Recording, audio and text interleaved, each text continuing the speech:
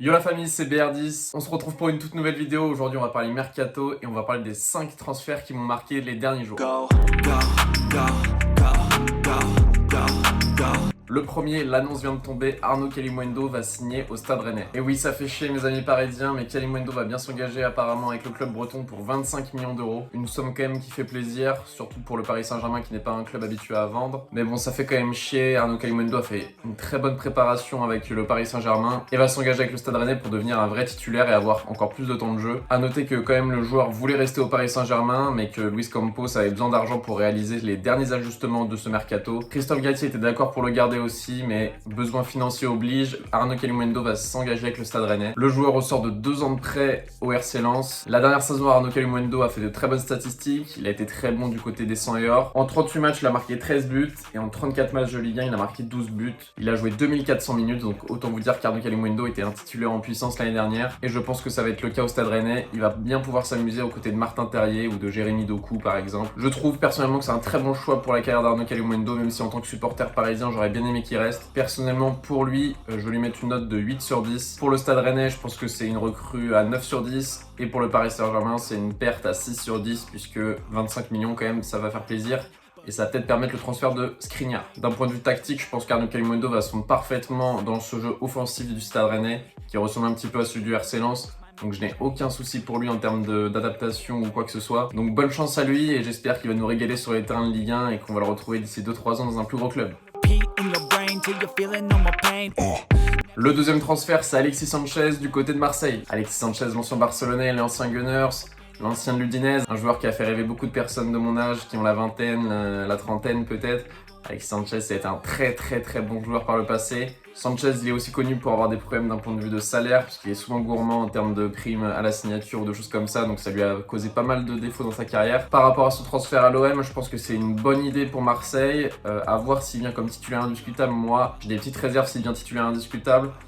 Tout simplement parce que Sanchez il est plus habitué à jouer 90 minutes tous les 3 jours, même 90 minutes tout court. C'est un joueur qui était en super sub du côté de l'Inter, qui était remplaçant de Lukaku, de Martinez, de Correa la saison dernière. Donc c'est un joueur qui n'est pas habitué dernièrement à beaucoup jouer. Il va avoir 34 ans au mois de décembre, donc autant vous dire qu'il n'est pas tout jeune pour un joueur offensif. Donc j'ai pas mal de réserves sur ce transfert, mais je pense que pour Marseille, ça peut être une bonne idée. C'est un joueur qui tire vers le haut ses coéquipiers, donc ça c'est plutôt positif pour Marseille. C'est un joueur d'expérience pour la Ligue des Champions, ça peut leur faire du bien. Mais personnellement, j'ai pas mal de réserves sur un point de vue physique et sur un point de vue rythmique. Puisque si on regarde les statistiques de Sanchez l'année dernière, c'est 26 matchs, 5 buts, 3 passes D avec l'Inter en Serie A. Un total de 1200 minutes, toutes compétitions confondues, avec un but en Champions League. Voilà, c'est vraiment des stats où il rentrait 30 minutes, 40 minutes, des fois 15-20 minutes, des fois il rentrait pas du tout. Donc je suis assez curieux de voir ce que ça va donner à Marseille. Mais je mets quand même une note de 7 sur 10 d'un point de vue de Marseille. D'un point de vue du joueur, je pense que c'est très bien pour lui, donc 8 sur 10. Pour l'Inter aussi 8 sur 10, puisque eux, ils en avaient plus besoin. Le troisième joueur, c'est Timo Werner qui s'engage du côté de Leipzig. Et oui, le buteur allemand est de retour du côté du Red Bull Leipzig après 2 saisons à Chelsea, un petit peu décevantes, même s'il a gagné la Ligue des Champions et ça faut pas lui enlever. Il s'engage pour 25 millions du côté de Leipzig alors qu'il avait été vendu plus du double il y a quelques années. Donc très beaucoup de Leipzig. Timo Werner, c'est un joueur en perte de confiance du côté de Chelsea. Il est connu outre-Manche par rapport à ses ratés, par rapport à ses contrôles manqués, par rapport à son manque de lucidité. Alors que du côté de Leipzig, il est plutôt connu pour être un joueur combatif, un joueur qui a une bonne finition. Donc voilà, je pense qu'à Leipzig, il va retrouver confiance en lui, qu'il va pouvoir redevenir le joueur qu'il était dans un championnat avec bien plus d'espace, bien plus ouvert et bien plus offensif. D'un point de vue statistique, Timo Werner, la saison dernière, c'est 21 matchs de Première Ligue, 4 buts, 1 passe D seulement. Pour 1200 minutes jouées, 5 matchs de Champions League et 4 buts et 2 passes décisives, donc un joueur qui a aimé la Champions League. 5 matchs et 2 buts en FA Cup, 4 matchs et 1 but en EFL Cup, donc pour un total de 200 minutes jouées, 37 matchs, 11 buts et 6 passes décisives. Voilà, c'est pas le Timo Werner de Leipzig comme on le connaissait. J'espère pour lui que ça va bien se passer du côté de l'Allemagne et que la combinaison avec Nkunku va être excellente, notamment avec Forsberg et avec Leimer aussi. J'ai hâte de voir ça. Encore une bonne recrue pour le championnat allemand. Personnellement, pour Werner, je mettrais une note de 9 sur 10 sur retour à Leipzig. Pour Leipzig, je mettrais une note de 8 sur 10. Et pour Chelsea, je mets une note de 6 sur 10 parce que même si ça va leur faire du bien de ne plus avoir Werner, quand même le prix 25 millions alors qu'ils l'ont acheté 60 millions, je crois, il y a 2 ans. Je trouve ça un peu drôle, donc je remets juste la note de 6 sur 10. On passe au prochain joueur. Werner va devoir porter l'attaque de Leipzig cette saison parce que l'année prochaine, il y a Benjamin Sesko qui arrive. Et oui, Benjamin Sesko, le joueur qui vient d'avoir 19 ans, qui fait 1m95, un attaquant. Quand on le voit, on se dit « Oh, ce joueur va pas être très technique, il va pas être très à l'aise avec le ballon ». je vous laisse regarder ce que je vous mets à l'écran. C'est un joueur très à l'aise, très rapide, qui peut aller sur le côté aussi. Franchement, c'est un joueur que tous les joueurs de FM connaissent déjà. C'est un joueur plein de potentiel, donc j'ai hâte de voir ce qu'il va donner à Leipzig. Il joue actuellement à Salzbourg, donc encore pour une saison. On est habitué les transferts entre Salzbourg et Leipzig. Personnellement, je pense qu'il peut avoir la même trajectoire qu'un Erling Haaland, qui jouait à Salzbourg, qui était très bon, qui est parti en Bundesliga, qui a confirmé, qui a encore plus progressé, et maintenant qui est allé à Manchester City. Je souhaite la même trajectoire de carrière à Benjamin Sesko. En tout cas, c'est un joueur qui est surveillé par tous les grands clubs. Liverpool, PSG, Chelsea, Manchester United. Donc je ne serais pas étonné si Benjamin Sesko fait une très belle carrière, en tout cas je lui souhaite. J'ai hâte de voir ce joueur dans un grand championnat, mais il va falloir attendre encore un an avant de le voir en Bundesliga, parce qu'il reste encore toute la saison à Salzbourg avant de s'engager à Leipzig. Mais j'ai hâte de le voir en Bundesliga et je pense qu'il va nous régaler l'année prochaine. Pour Sesko, je mets un transfert de 10 sur 10, parce que pour moi c'est la trajectoire idéale pour un joueur de Salzbourg qui va à Leipzig, qui va en Bundesliga en plus, donc un championnat parfait pour les attaquants pour continuer à se développer. Pour les jeunes aussi, c'est un championnat où il y a beaucoup de jeunes qui jouent. Donc pour Sesko, je pense que c'est le transfert parfait. Pour Leipzig, je mettrais un 9 sur 10 parce que c'est vraiment un joueur que toute l'Europe voulait. Après, ils n'ont pas forcément besoin à ce poste-là immédiatement, notamment avec l'avenue de Werner par exemple. Mais c'est deux profils totalement différents qui pourront s'associer.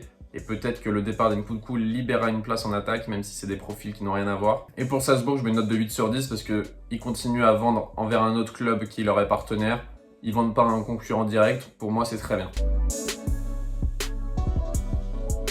Maintenant, on va s'attaquer à une très grosse rumeur qui est Memphis Depay à la Juventus de Turin. Alors pour moi, Depay à la Juventus, ce serait un super transfert pour le joueur. Alors il y en a beaucoup qui disent que Depay n'a pas les épaules pour un très gros club. Faut pas oublier les gars que quand il arrive au FC Barcelone, Barcelone va très mal et Depay c'est un des seuls joueurs qui est très bon. Il porte le Barça, il marque beaucoup de buts, il fait des passes décisives, il réalise de très bons gestes techniques. Il fait rêver un stade et des supporters qui en avaient besoin. Donc ça, vraiment, faut pas l'oublier. Pour moi, c'est dommage son histoire avec le FC Barcelone, parce qu'il aurait pu faire une très belle carrière du côté du FC Barcelone, au moins plusieurs années.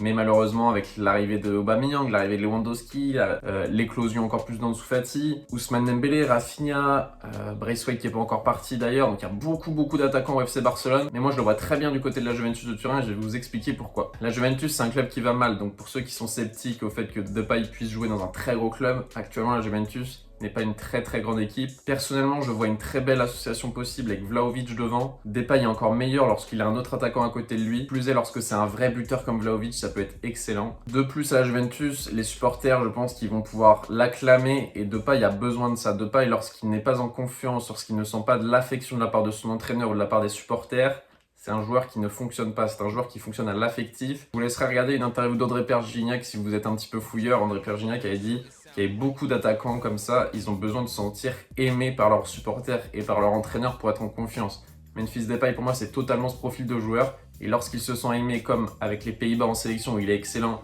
ou comme à Lyon, ou comme à son arrivée à Barcelone, c'est un joueur magnifique. De plus, à Barcelone, il s'est blessé au pire moment avant le recrutement d'Aubameyang, etc. Donc il a perdu sa place malgré lui. Mais pour moi, la Juventus, ça serait une très belle recrue offensive, surtout pour une Juventus qui est en manque d'argent. Donc s'ils arrivent à faire Memphis Depay, pour moi, ce serait une très belle recrue. Pour Depay, je mettrais une note de 9 sur 10 sur ce transfert. Pour la Juventus, une note de 9 sur 10 également. Et pour le FC Barcelone, 7 sur 10 parce que c'est pas un joueur dont ils ont forcément besoin. Mais ils sont assez gentlemen pour le laisser partir, pour le remercier pour service rendu.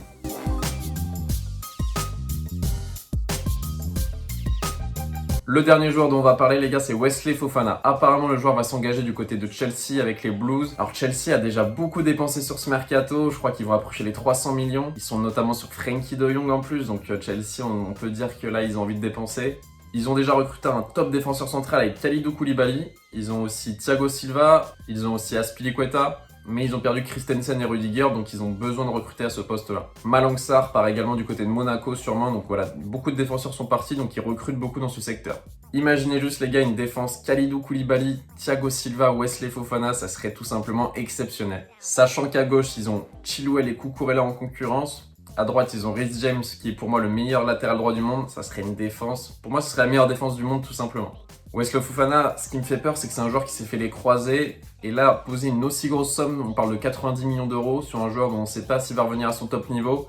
Ça me paraît un petit peu risqué, mais si Chelsea le fait, je pense qu'ils ont des très bonnes informations sur son état de santé. Et il faut savoir les gars qu'en Angleterre, Wesley Fofana est considéré comme un des meilleurs joueurs du championnat. En France, il dispose pas de la même notoriété, mais il faut comprendre qu'en Angleterre, c'est vraiment un joueur qui est très très respecté par les suiveurs de football. Donc le prix ne m'étonne pas vraiment, surtout quand on sait qu'un Maguire a été acheté 80 millions par exemple, même si j'ai pas envie de lui tirer dessus, parce qu'il se prend déjà assez de balles comme ça. Ça m'énerve de voir un joueur comme Maguire qui se fait autant tacler juste pour son prix de transfert. Mais il faut remettre les choses dans leur contexte. Lorsqu'il y a un achat de joueurs entre deux clubs anglais, les prix montent très très rapidement. Donc un Fofana à 90 millions, ça peut choquer à la première vue. Mais lorsqu'on s'y intéresse un peu plus, c'est pas si choquant que ça. Donc pour Chelsea, je mettrais une note de 7 sur 10, parce que pour moi, c'est quand même un bon transfert. Wesley Fofana, c'est un très bon joueur, mais par rapport au prix et par rapport à ce qu'ils ont déjà avec Koulibaly, Thiago Silva par exemple, je pense pas que ce soit non plus indispensable, avec Azpilicueta qui est encore très bon. Pour Wesley Fofana, je mettrais une note de 9 sur 10, parce que passer Leicester à Chelsea, c'est quand même une belle évolution, sans manquer de respect à Leicester. Et pour Leicester, je mettrais une note aussi de 8 sur 10, on va dire, parce que grosse vente, mais après ils perdent un très bon joueur, donc c'est un petit peu compliqué de mettre une note là-dessus. Leicester, on est habitué à ce qu'ils vendent leurs meilleurs joueurs, Kanté, Mahrez, Fofana, il y a juste Jamie Vardy qui veut rester depuis tout ce temps-là.